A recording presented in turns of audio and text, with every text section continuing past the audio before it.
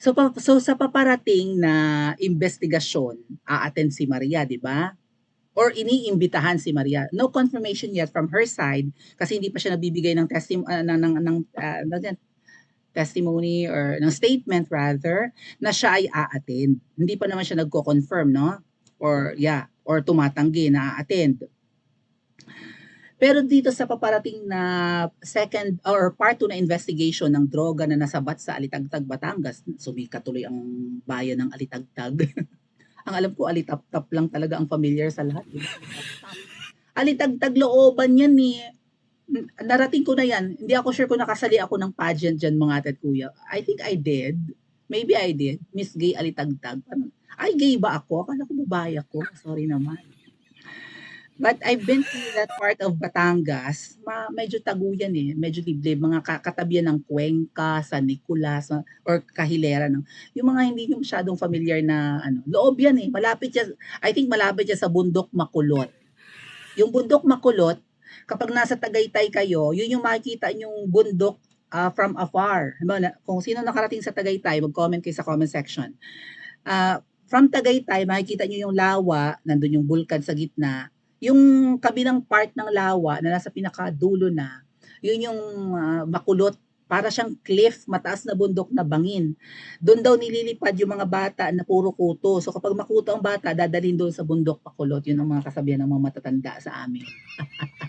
Ililipad ka na sa bundok makulot kasi sobra kang makuto, tatangayin ka ng kuto doon.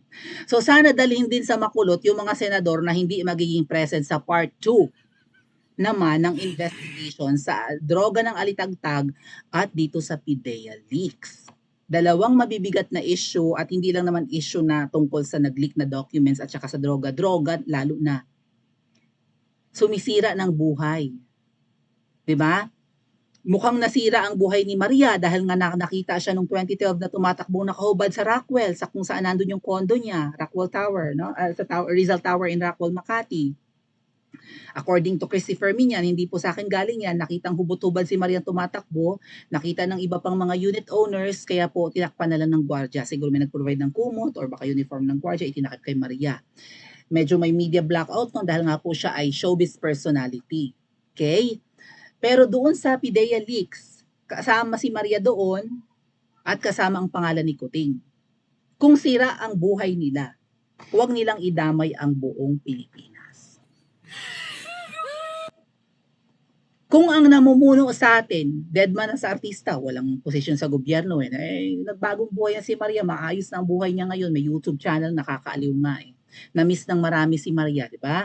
Tumigil sa paggawa ng mga pelikula at TV shows matagal na nawala. So panahon ng mga 2012 na, onwards. Ngayon na lang bumalik si Maria. Siguro panahon ng pandemic, walang pinagkakaabalan, kaya nagawa ng YouTube channel.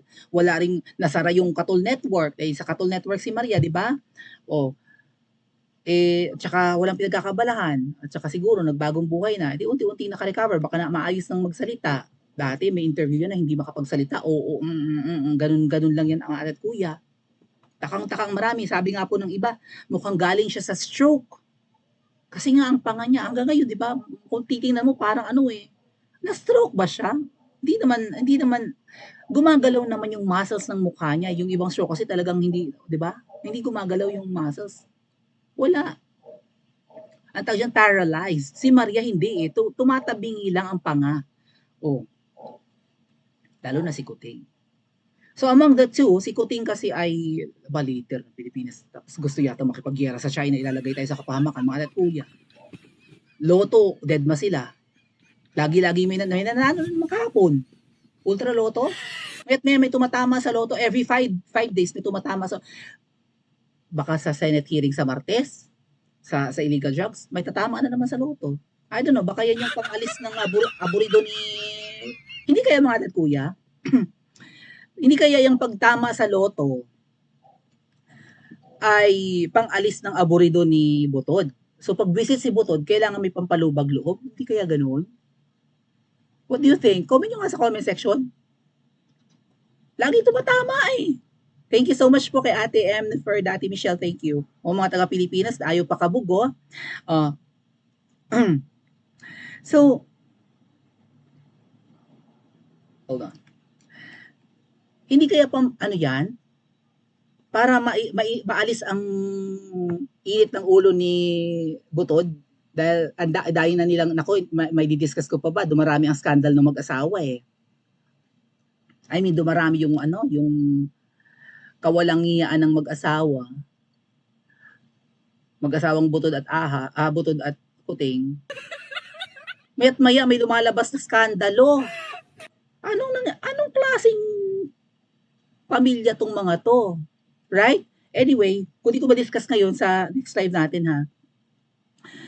Pero ito bagang pagtama sa isa lang yan sa mga katakatakang milagro nangyayari sa panahon ni Kuting. Kuting, ang daming milagro. Ang mahal lang bilihin, ang init ang Maya't maya brown out, wala ang tubig, ang mahal ng bilihin, tingyawa.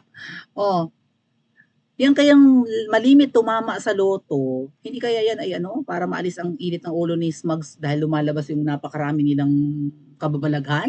Or baka yan ang ginagamit para ipampalubag loob, nagtatanong lang tayo, no? Sa mga tumatahimik na senador ngayon. Okay? Sa first day po ng Senate hearing, ang nandun lang si Senator Bato.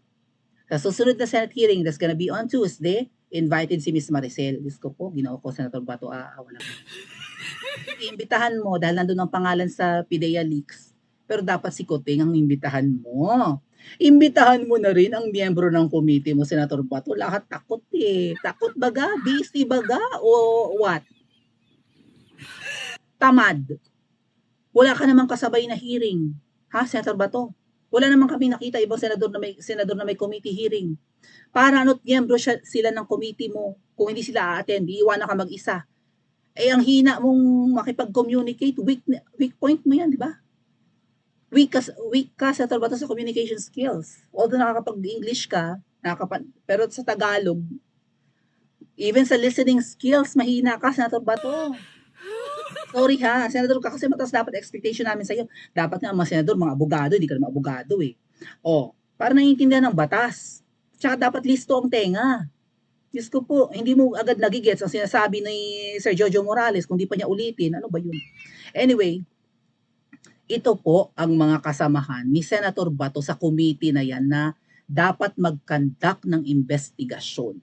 At kung nandun sila, nabanggit ko na rin kahapon, 2 heads or even multiple heads are better than one. Even sa tenga. Right?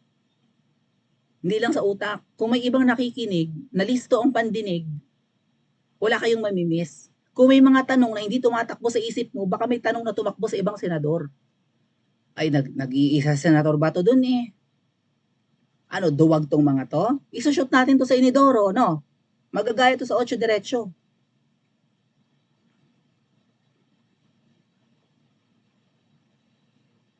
This was posted by SAS. Tingnan natin kung sino-sino ang nasa documents. Okay?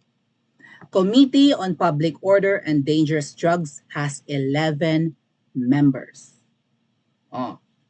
Sino ang chairperson? Siyempre si Senator Ronald Bato de la Rosa.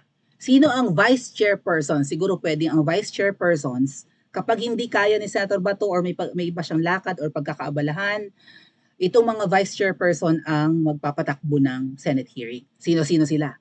Jinggoy Estrada. Bahagya na nga kayo nakabalik sa politika eh. Di ba mga Estrada nasira lahat? Sila nagkanda talo-talo. Ngayon na lang ulit nanalo. Dahil sumama sa Uniteam, I think so.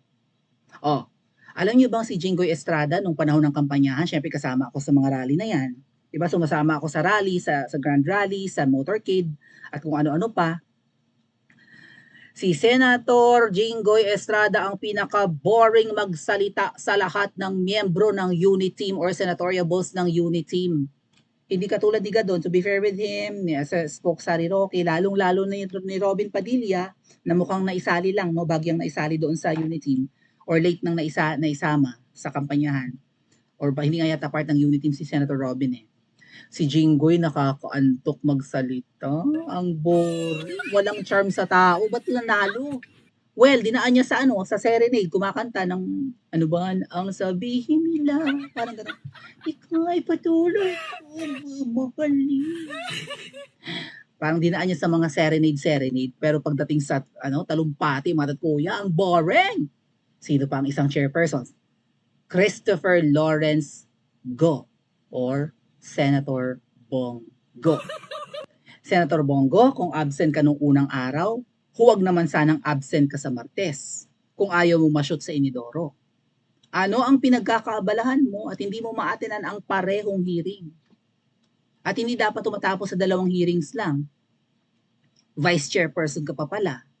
Oh, sino pang isa? Francis Tolentino. Sumipot naman nung unang araw pero umalis din. Oh, sino pa ang mga miyembro, mga ate at kuya? So yun yung mga vice chairpersons, 4 na. Members, mga miyembro nila sa dangerous drugs. Pag pinag-usapan ng droga, abay listo kayo. Isa ito sa pinakamatinding problema ng mga Pilipino bukod sa mahal na bilihin. Mga, Diyos ko po, sira ang buhay ng mga Pilipino pag nalulung sa droga. Yung puting ang yabang-yabang nung drug hall sa Alitagtag. Pinakamalaki, walang namatay, ang yabang-yabang. Sisiraan si PRRD, no? Pasimpleng bigwas kay PRRD. Tapos hindi yung investigahan. Skandalong magaling yun. Tapos hindi kayo present. O, miyembro, una-una, si Nancy Binay, ang pangalan pala niya, Maria Lourdes. Medyo allergic na ako sa mga Maria. Sorry sa mga Maria Nancy. Maria Leonor Robredo, right? Sino pa yung mga Maria?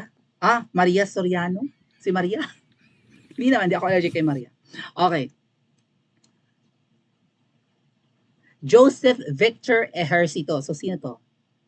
Sino si Ejercito? Sino yung Ejercitong isa? Itong Joseph Victor? JV. Joseph Victor, kaya JV.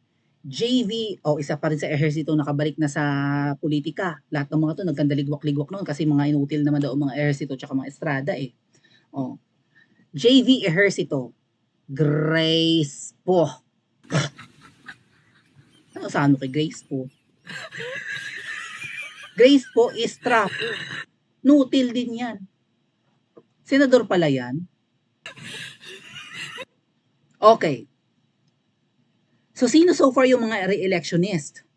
Sa tingin ko, ang re-electionist ngayong or next year, si Senator Bongo.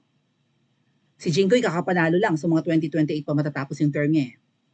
Si Senator Bato, of course, re-electionist. Kung tatakbo. Si Francis Tolentino, re-electionist din yata. Hindi siya tumakbo nitong 2022 eh. So, mukhang patapos na yung term. Si Nancy Binay, re-electionist din to. Okay? Even Grace po. JV Ejercito, mukhang dating senador na. Hindi yata siya tumakbo nitong 2022, so baka re-electionist.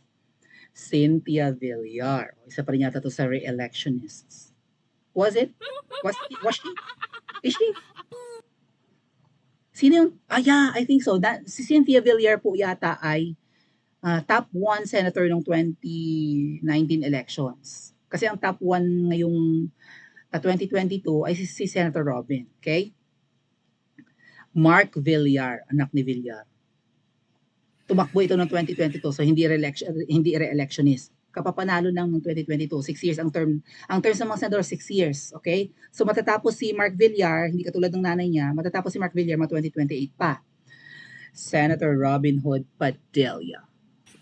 Miyembro ng committee. Senator Robin, okay, hindi ka pa re-electionist. Hindi ka pa tatakbo ngayong 2025, matatapos pa ng 2028 ang term mo. Pero sir, magpakitang gilas ka naman sa Martes. Paka-absent ka na naman. Pag absent kayo, ekis kayong lahat sa amin. Ekis. Sino pa yung mga ex-official members? Lauren Legarda. Niyo dyan. Yung panahon nga ng kampanya, hindi yan sumisipot eh. Kapapanalo lang ni Lauren. Joel Villanueva or Joel. Kapapanalo lang din. Kokok Pimentel, re-electionist, I think. Si Kokok. Ano sahan nyo dyan? Paminsan-minsan, bumabanat. Ay tumahimik yan nung iniimbestiga yung ano ba yun? Yung sila ni Rafi Tulfo. Sa Loto. So, hindi natin masisisi si Senador Amy kung ba't wala doon. Hindi siya miyembro ng committee. Okay? Pero yung mga yan, bakit wala nung unang araw ng hearing? At ano ang dapat gawin natin sa mga yan? Hindi ko aasahan na sisipot si Maria, mga ate at kuya. Kasi pwede naman yung deadmahin yan. Okay? Although mas magandang nandun siya bilang whistleblower, aminin niya kung pumupunta si Kuting sa condo niya, bukod sa aminin niya, condo niya yun, di ba? Amin ako, kaya lang hindi yan naamin si Maria, baka takot yan sa kapatid ni Smugs. Yung ex ni Maria, yung ex-boyfriend ni Maria, kapatid ni Smugs. Ang pangalan niya ay yung parang apelyido ng singer ng Uno, Dos, Tres, Buwan Pasito, Bantante, Maria. Oh, Maria. Maria, wanna make you mine, Maria, Riba. Oh. Last term na si Coco, sabi ni Kuya Joel Velasquez. Ah, okay, so hindi siya tatakbo. Hindi na siya sisipot. hindi na rin siya re-electionist, tapos na yung term. So, Senador Amy, tapos na rin yung term, ano po. So, tatakbo daw mayora yan ng Maynila, Senador Amy. Diyos ko po. So, wag na nating asahan si Maria ang aaten, pwede niyang deadmahin yan. Kung magmamatapang si Maria at babalik at susuong na naman siya sa gulo, baka mamaya tawagan niya ng kapatid ni Smugs, wag na wag kang aaten kung ayaw masira buhay mo. Kung ayaw mong magorgor, baka nga hindi umaten si Maria. Pero yung mga senador na yun, mga ate at kuya, kapag hindi umattend, alam nyo na, pangalawang araw na, absent pa rin kayo. Aileen, ay, hindi yan. Pangalawang hearing, hindi kayo attend. Gaano kayo ka-busy? Mas busy pa kayo sa amin, ng mga isang kahig, isang tuka. Laki-laki ng sweldo nyo, saan kayo taranta? Sige nga. Droga ang pinag-uusapan, hindi kayo present. X. Agree ba kayo mga adat kuya? Shoot sa Inidoro, pagdating ng elections? Paki-comment po sa comment section at mag-like and subscribe din po.